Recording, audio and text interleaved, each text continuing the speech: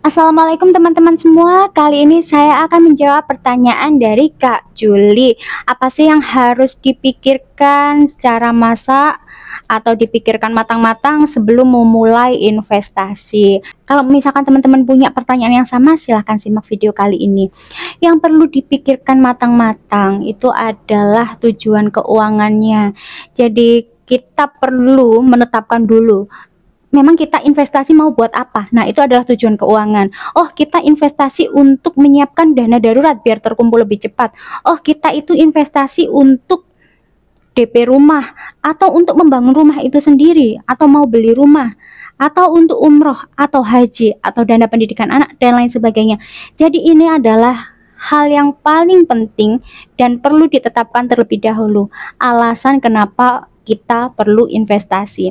Nah, di sini saya juga perlu menunjukkan ya ke sobat finansial semua, apa sih perbedaan nabung dan investasi biar kita tidak salah paham kayak gitu ya. Biar kita tahu kedudukannya nabung dan investasi bedanya itu apa. Oke, nabung dulu. Jadi nabung itu gambarannya seperti ini. Kita pengen dapat uang 100 juta.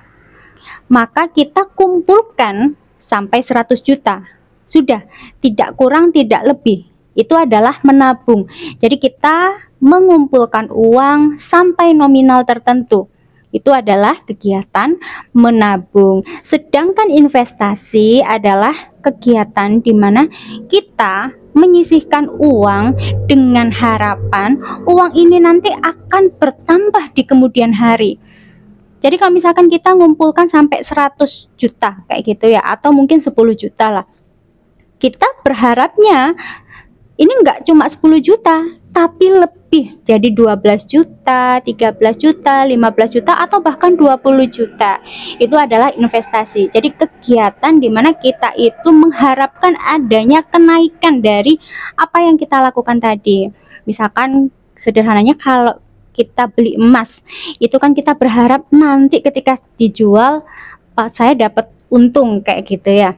Sama seperti beli saham, nanti harganya akan naik di masa yang akan datang.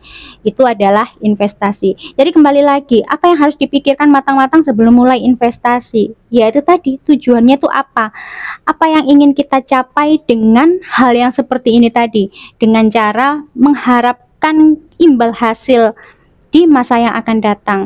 Salah nggak sih Mbak kita investasi? Enggak. Investasi itu adalah cara mempercepat pencapaian tujuan yang kita miliki. Jadi misalkan saya pengen beli rumah, antara nabung sama investasi jelas akan lebih cepat investasi, dengan catatan kita tahu tempat yang tepat untuk investasi, kita tahu ilmu investasinya, jadi nggak asal-asalan investasi.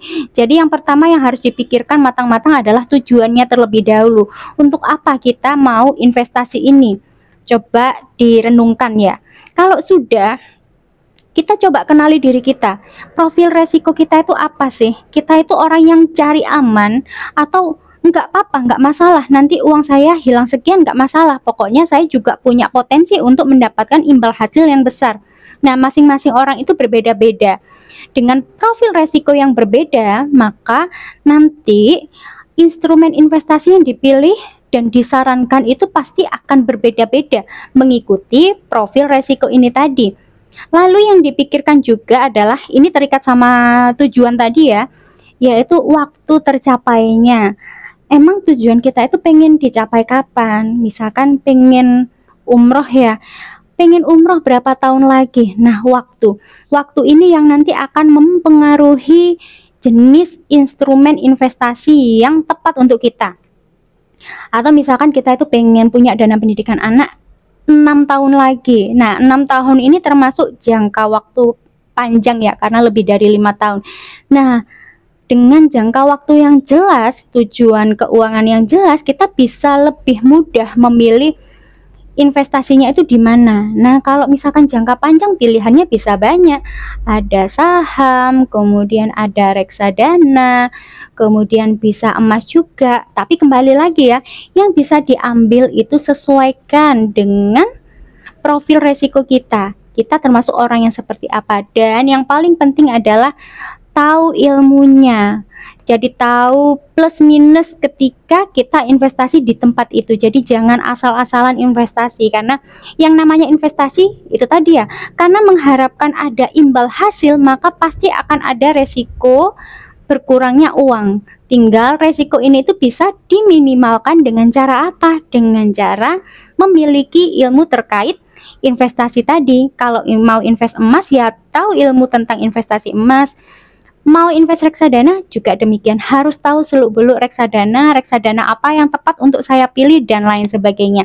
Semoga bisa terjawab ya Kak Juli. Sampai jumpa.